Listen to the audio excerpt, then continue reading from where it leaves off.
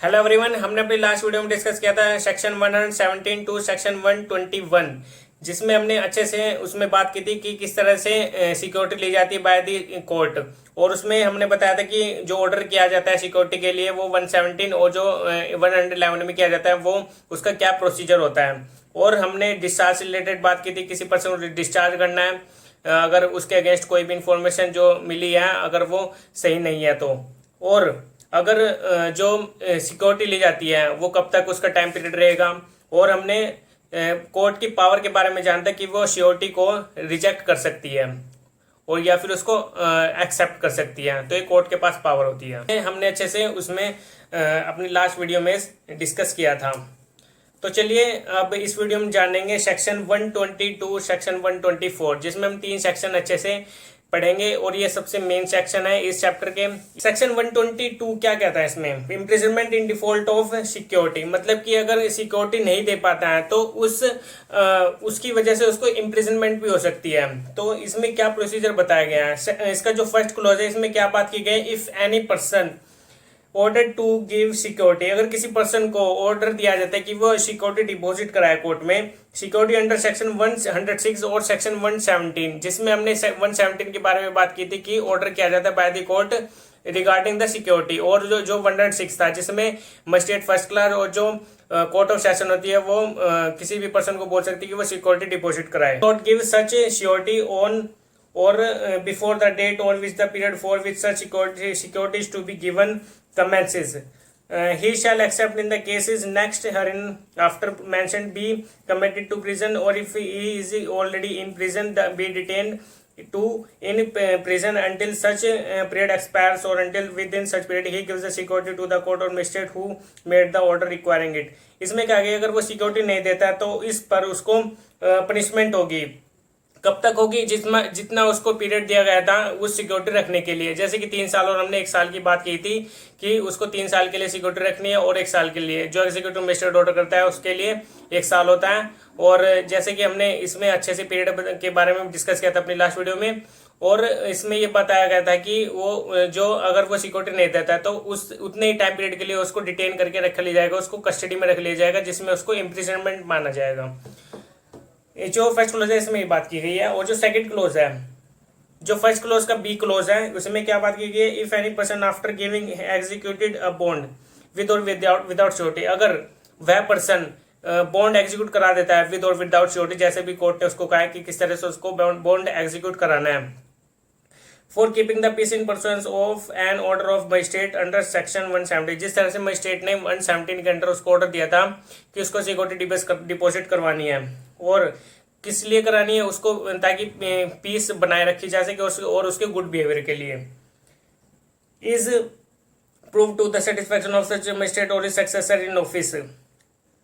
तो जो ये प्रूव होता है कि जो सेटिस्फैक्शन है, जो मजिस्ट्रेट के सेटिस्फैक्शन जो उसका सक्सेसर इन ऑफिस है। सक्सेसर इन ऑफिस का मतलब ये होता है कि जो मजिस्ट्रेट की जगह कोई और मजिस्ट्रेट अपॉइंट किया गया है, क्योंकि इसमें जो मजिस्ट्रेट है वो चेंज होते रहते हैं एवरी ईयर या 2 ईयर में, तो मजिस्ट्रेट को सिक्योरिटी दी जाएगी या फिर उसके सक्सेसर इन ऑफिस को। After recording the ground of such proof, जो मजिस्ट्रेट है वो सिक्योरिटी लेने से पहले वो ग्राउंड उसमें लिखेगा और प्रूफ जो उसमें प्रूफ किए गए होंगे। Order that the person be arrested, और जो उस पर्सन को अरेस्ट किया गया था एंड डिटेन, जिस पर्सन को डिटेन किया गया था कस्टडी में, until the expiry of the period of the bond, जो जितना की बॉन्ड का टाइम पीरियड था उतने ही समय के लिए उसको कस्टडी में लिया गया था। And such order shall be without resort to any other punishment और forfeiture to give the said person be may be liable in accordance with law, तो उस पर्सन को पनिशमेंट होगी या अदर, या फिर उसके किसी भी प्रॉपर्टी को फॉरफिट कर लिया जाएगा बाय द कोर्ट। और जो उसने बॉन्ड एग्जीक्यूट कराया था उसको भी जो अगर वो ब्रीच कर देता है तो उसको अटैच कर लेगी अपने अंडर में कोर्ट, तो उसकी जो प्रॉपर्टी है उसको जब्त कर लिया जाएगा किस्म से। तो इसका जो बी क्लोज है इसमें ये बात की गई है। सेकंड क्लोज है when such person has been ordered by a magistrate shall if such person does not give such security as aforesaid, अगर वह पर्सन जो सिक्योरिटी नहीं देता है issued a warrant directing him to be detained in prison। तो जो court है, जो मजिस्ट्रेट है, वो वारंट डायरेक्शन देगा किसी भी पर्सन को, पुलिस ऑफिसर को या किसी पर्सन को वारंट डायरेक्शन कर देगा कि वह वारंट एग्जीक्यूट कराए उस पर्सन के अगेंस्ट और उसको डिटेन कर ले, अपने उसको एज ए प्रिजन कोर्ट में लाया जाए। Pending the orders of the session judge and the proceeding shall be laid as soon as conveniently may be before such a court। ये बात की गई जो सेकंड क्लोज है, सेकंड क्लोज में बताया गया कि अगर 1 साल से ज्यादा उसको पनिशमेंट देनी है तो फिर उसमें जो कोर्ट ऑफ सेशन होगा, यहाँ पर बात की जो कोर्ट ऑफ सेशन है वही उसमें इंटरफेयर करेगा। 1 साल से ज्यादा की एग्जीक्यूटिव मजिस्ट्रेट सिक्योरिटी नहीं रखवा सकता है, तो उसके लिए वो कोर्ट ऑफ सेशन में जाएगा, क्योंकि उसके पास पावर है कि वो 3 साल के लिए रख सकती है। और 3 साल से ज्यादा सिक्योरिटी को नहीं रखा जा सकता किसी भी केस में, उसके गुड बिहेवियर के लिए या फिर पीस मेंटेन करने के लिए 3 साल से ज्यादा सिक्योरिटी को नहीं रखवाया जा सकता। जो इसका थर्ड क्लोज है, इसमें बात की सच court after examining such proceeding and requiring from the magistrate any further information or evidence which it thinks necessary and after giving the concerned person a reasonable opportunity of being heard may pass such order on the case as it thinks fit। जैसे कि court को अगर वो examine कर लेती है, या फिर जो कोर्ट है, कौन सी कोर्ट की बात कर रहे हैं हम, सेशन कोर्ट की, जो एग्जामिन करती है या फिर जो प्रोसीडिंग है उसको चलाती है, रिक्वायरिंग फ्रॉम द मजिस्ट्रेट, जो कि अगर मजिस्ट्रेट की उसमें रिक्वायरमेंट है कि वो किस लिए, जो एविडेंस थे उसमें जो इन्फॉर्मेशन थी उसको मतलब कि जरूरी है कि उसको उसके सामने लाया जाए। जैसे कोर्ट ऑफ सेशन के सामने वो जो एविडेंस है और जो इन्फॉर्मेशन है वो रिसीव होती है और फिर उसके बेस पर उसको वो जो अदर पार्टी है जिसके अगेंस्ट वह एविडेंस और जो इन्फॉर्मेशन रिसीव्ड हुई थी, तो उस पर वह देखेगी कि उसमें उसको क्या करना चाहिए, उससे एग्जीक्यूट कराना है बॉन्ड या नहीं, और उस पर्सन को एक रीजनेबल अपॉर्चुनिटी देगी उसको सुनने के लिए। उसके पास ये राइट है कि सबसे पहले उस पर्सन को सुना जाए। एक किस्म से उसको एक शो कॉज नोटिस भी सेंड करती है कोर्ट अपनी तरफ से, ताकि वो उसमें अपना रिप्लाई दे कि उससे सिक्योरिटी एग्जीक्यूट कराने के लिए क्यों ना कहा जाए, या फिर जैसा कोर्ट को ठीक लगता है। इसमें provides that the period for which any person is imprisoned for failure to give security shall not exceed 3 years। जैसे कि मैंने बताया था कि 3 साल से ज्यादा की उससे किसी भी पर्सन से सिक्योरिटी नहीं रखवाई जाती है अंडर दिस चैप्टर। और जो फोर्थ क्लॉज है, if security has been required in the course of the same proceeding from 2 or more persons in respect of any of one of whom the proceeding are referred to the session judge under subsection 2। जैसे कि हमने subsection 2 में पढ़ा है कि जैसे 1 साल से ऊपर की जो सिक्योरिटी रखवाने तो वो सेशन जज उसको सुनेगा, तो उसमें सेशन जज के पास पावर है कि वो 3 साल तक की उसमें सिक्योरिटी रखवा सकता है। तो अगर इसमें जो फोर्थ क्लोज है इसमें बताया गया कि अगर 2 से ज्यादा पर्सन है, 2 से ज्यादा पर्सन है और उसमें किसी पर्सन को सिक्योरिटी रखवानी है, अगर उसमें से 2 से अगर जैसे 2 पर्सन है, 2 पर्सन में से अगर 1 पर्सन है उसका ट्रायल सेशन जज में चलेगा, अगर किसी मजिस्ट्रेट को ये लगता है, तो जो वो 2 से ज्यादा पर्सन है उसमें, तो उन सभी को एक ही माना जाएगा, एक ही ट्रायल में इंक्लूड किया जाएगा सभी को, कभी भी उसमें अलग अलग प्रोसीडिंग नहीं चलेगी ट्रायल में। Such reference shall also include the case of any other such person who has been ordered to give security। जिस पर्सन को ऑर्डर देने के लिए कहा गया है कि वो सिक्योरिटी दे, तो उन सभी पर्सन को बाउंड किया जाएगा उस एक ही ट्रायल में। And the provisions of subsection 2 and 3 shall in the event apply to the case of such the other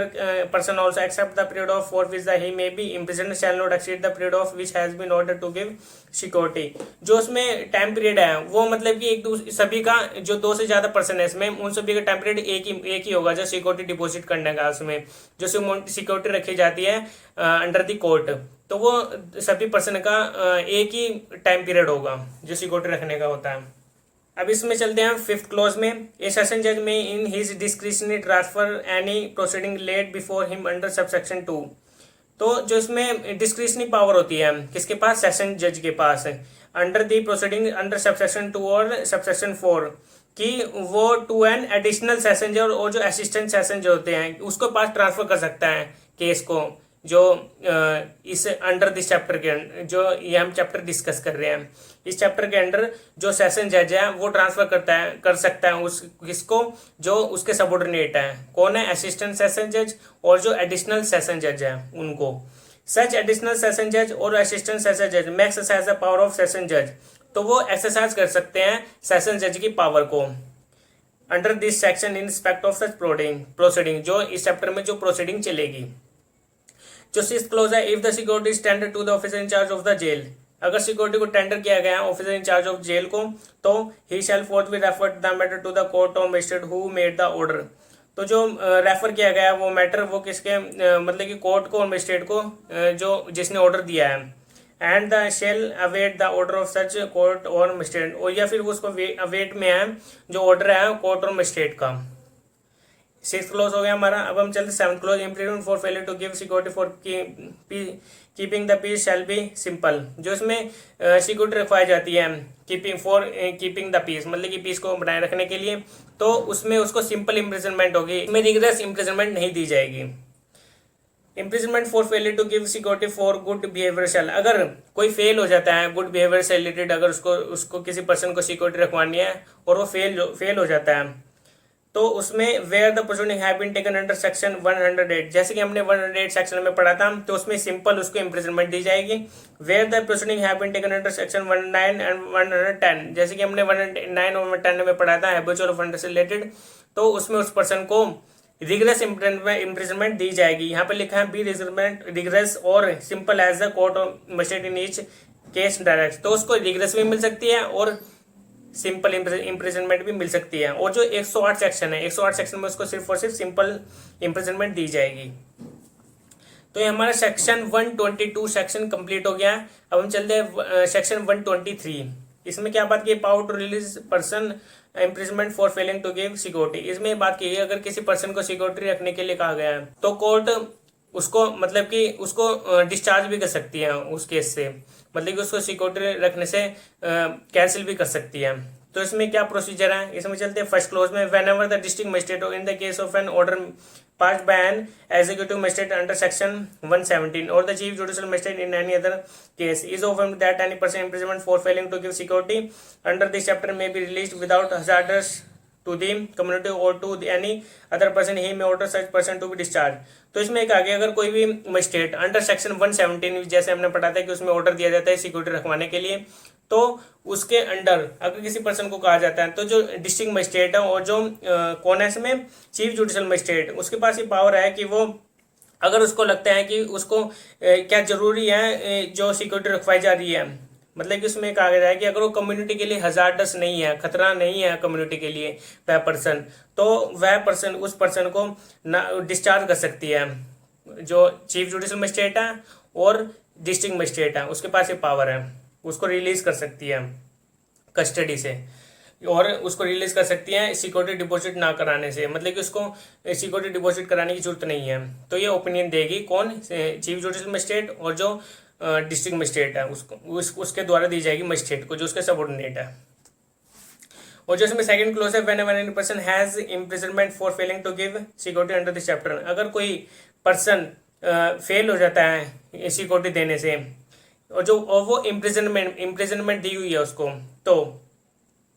the high court और the court of session where the order was made by any other court, तो high court और जो court of session है वो मतलब कि order देते हैं, ऑर्डर पास करते हैं made by any other court. The district magistrate in the case of an order pass by an executive magistrate under section 17 chief judicial magistrate in the any other case may make an order rescuing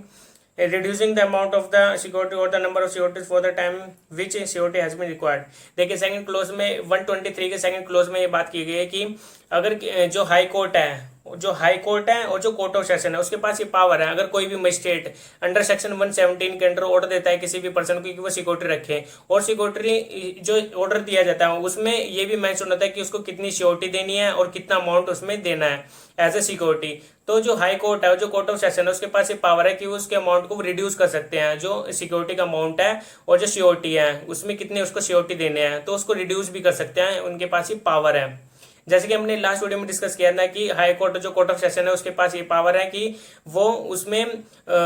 उनको उस person को ये भी कह सकते कि आप order जो बॉन्ड को एग्जीक्यूट कराए आप एज ए सिक्योरिटी, तो उसके पास ये भी पावर है, तो उसके पास ये भी पावर होगी कि उसको कैंसिल भी कर सकती है। उसके पास दोनों पावर है हाई कोर्ट के। कोर्ट ऑफ सेशन आपको पता ही है वो एक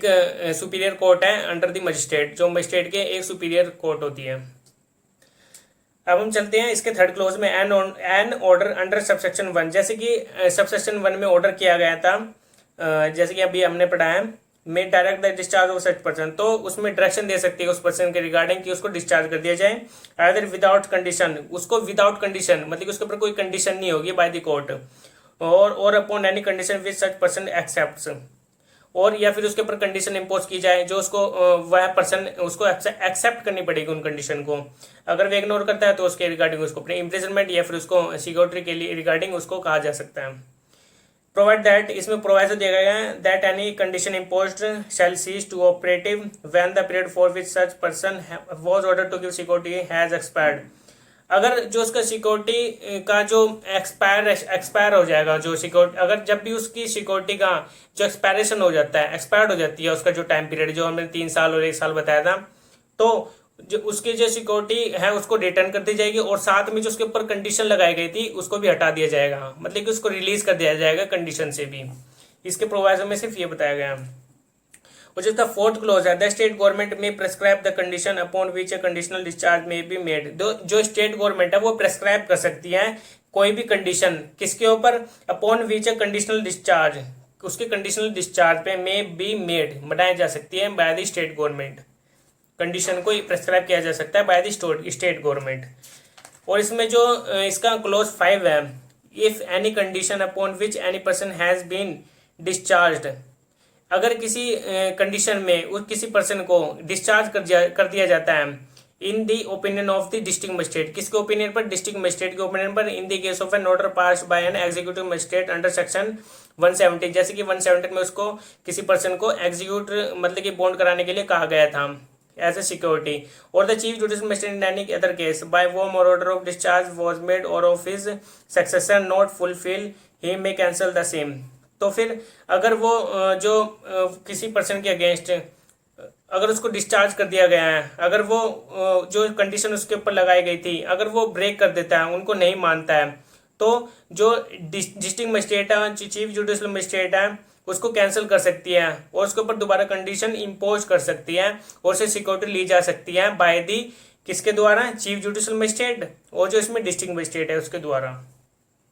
उसमें 6th क्लोज है, when a conditional order of discharge has been cancelled, अगर किसी कंडीशन में जो कंडीशनल ऑर्डर था of discharge has been cancelled और उसको कैंसिल कर दिया गया है, डिस्चार्ज कर दिया गया है अंडर सबसेक्शन 5, जैसे कि हमने सबसेक्शन 5 में पढ़ा है,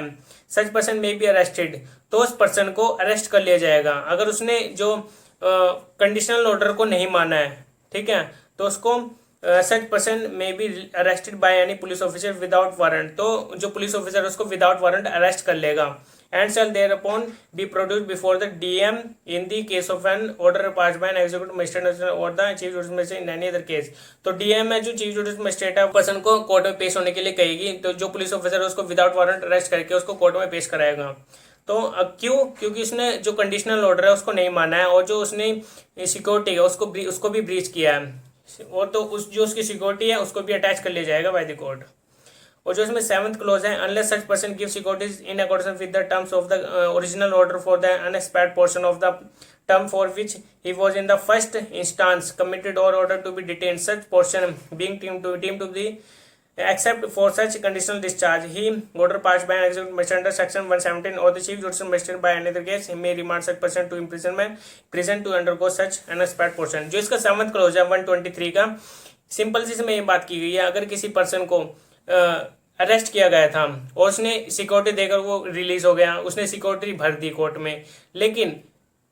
अगर जो सिक्योरिटी है उसका टाइम पीरियड तक मान लीजिए 2 साल का टाइम पीरियड तक उसको रखा गया है सिक्योरिटी को, लेकिन वो 1 साल के अंदर 1 साल बाद ही वो उसको मतलब कि अगर कोई भी कमिट करता है पीस कीपिंग करते मतलब कि पीस कीपिंग को हार्म करता है, अपने गुड बिहेवियर को मेंटेन नहीं करता है, तो उसकी प्रॉपर्टी को अटैच तो कर लिया जाएगा और जो वो पर्सन है उसको इम्प्रिजनमेंट कर दिया जाएगा। जो उसका बचा हुआ 1 साल था, 2 साल के लिए उसको कहा गया था, जो उसका बचा हुआ 1 साल रह गया था, 1 साल तो उसकी जो सिक्योरिटी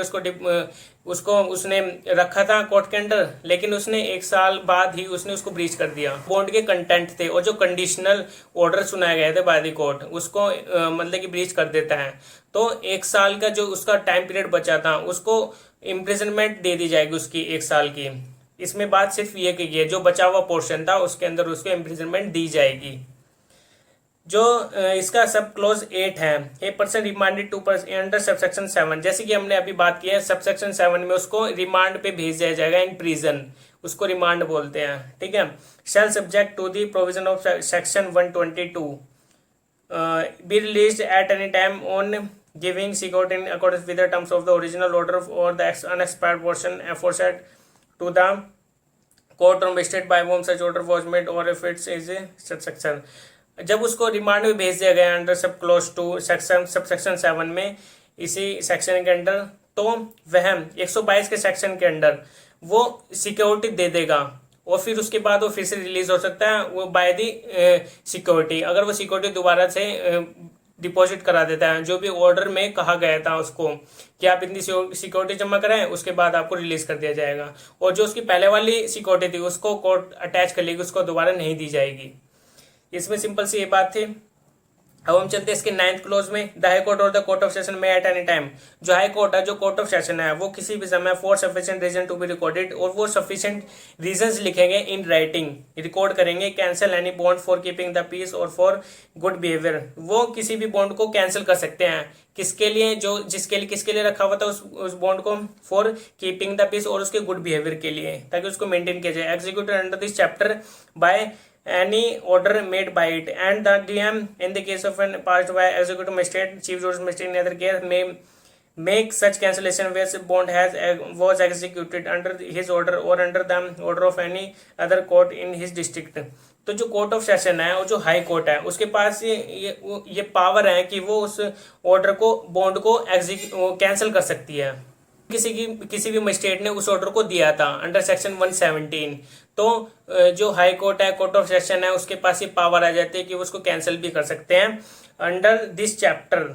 वो चाहे वो किसी भी कोर्ट की डिस्ट्रिक्ट में हो, लेकिन वो अंडर स्टेट होगा। तो ये हमारा सेक्शन, इसका सबसेक्शन 9 भी हो गया। अब हम चलते हैं subsection 10, any surety for the peaceable conduct और good behaviour of another person. Order to execute a bond under this chapter may at any time apply to the court making such order to cancel bond, and on such application being made, the court shall issue a summons or warrant as it think fit, requiring the person for whom such surety is bound to appear to or to be brought before it। जो section 123 है, इसका जो last subsection है, इस जो subsection 10 है, इसमें बात की गई है अगर कोई भी श्योरिटी अपने आप को कैंसिल कराती है उस बॉन्ड से जो एज ए सिक्योरिटी किसी पर्सन के द्वारा दिया गया था, तो वह अगर वह हटना चाहता है उस सिक्योरिटी से, वह जाना चाहता है, लीव करना चाहता है उस सिक्योरिटी से जो उसने एज ए सिक्योरिटी उसको बनाया है, तो वह कोर्ट में एक एप्लीकेशन देगा उसको ताकि रिजेक्ट कर दिया जाए उसके सिक्योरिटी बनने से। तो कोर्ट क्या करेगी, कोर्ट उस पर्सन को भी वारंट और सम्मन करेगी जिस पर्सन ने एज ए श्योरिटी उसको रखा था, तो उस पर्सन को बुलाएगी कोर्ट में ताकि वो एक न्यू श्योरिटी को रखे अपनी जगह। अगर नहीं रखता है तो उसको इम्प्रिजनमेंट दे दी जाएगी, बाकी की जो उसके टाइम पीरियड रहेगा था जो बाकी का उसका, ठीक है। सिंपल इसमें बात की गई थी। अब ये हमारा कंप्लीट हो गया सेक्शन 123 सेक्शन। अब हम चलते हैं 124 सेक्शन, ये हमारा लास्ट सेक्शन है, इसके बाद हमारा चैप्टर 8 कंप्लीट हो जाएगा। तो चलिए जानते हैं इसमें क्या है। इसका सब क्लोज फर्स्ट कहता है when a person for was appearance और समन और warrant has been issued under the provision to subsection 3 of section 121, जैसे कि सेक्शन 121 ऑफ सबसेक्शन 3 में बात की गई थी, अगर किसी पर्सन को जो पर्सन था उसको अपीयर करवाना है तो कोर्ट उसको इशू करेगी समन और वारंट। और अंडर सबसेक्शन 10 ऑफ सेक्शन 123, जैसे कि अभी हमने बताया सिक्योरिटी से रिलेटेड, तो अगर वो हटना चाहता है वो तो कोर्ट उस सब भी समन और वारंट इशू करेगी, उस पर्सन को बुलाएगी कोर्ट में जिसके अगेंस्ट वो कार्रवाई चल रही है, जिसने सिक्योरिटी को डिपॉजिट करवाया था। Appear source is brought before the magistrate और कोर्ट, अगर कोर्ट को अपीयर होता है तो कोर्ट उसको बुलाएगी और फिर या फिर वह मजिस्ट्रेट भी उसको बुला सकता है। द मजिस्ट्रेट और court shell cancel the bond execute bye such person, तो मजिस्ट्रेट और जो कोर्ट है उस बॉन्ड को कैंसिल भी कर सकती है जो बॉन्ड एग्जीक्यूट कराया गया था। By such person shall order such person to give, तो जो कोर्ट है उसको उस पर्सन को ऑर्डर देगी for the unexpired portion of the term of such bond, कि वो जो अनएक्सपायर्ड पोर्शन है उसका जो बॉन्ड का उसको फुलफिल करे, मतलब कि नई सिक्योरिटी दे, ताकि उसको मतलब कि इसमें बात की fresh security of the same person description as the original security, जो जो जिस सिक्योरिटी, जैसे कि सिक्योरिटी ने उसने उसमें अपने आप को स्टेप बैक कर लिया, उसमें से निकल गया सिक्योरिटी, तो जिस पर्सन ने उसको एज ए सिक्योरिटी रखा था उस पर्सन को एक नई सिक्योरिटी देनी पड़ेगी। तो उसके बाद एक फ्रेश सिक्योरिटी को रखा जाएगा। तो इसके बाद वह एक ओरिजिनल सिक्योरिटी बन जाएगी एज ए डिस्क्रिप्शन जैसे में बताया गया। तो इसके जो फर्स्ट क्लोज है 124 का, इसमें यही बात की गई है कि जिस कैसे इसमें प्रोसीजर चलेगा एज ए सिक्योरिटी। अब हम चलते हैं इसके सबसेक्शन 2 में। सबसेक्शन 2 क्या बात करता है? Every such order shell for the purpose of section 120 और 122 123, जैसे कि हमने 122 123 में बात की है,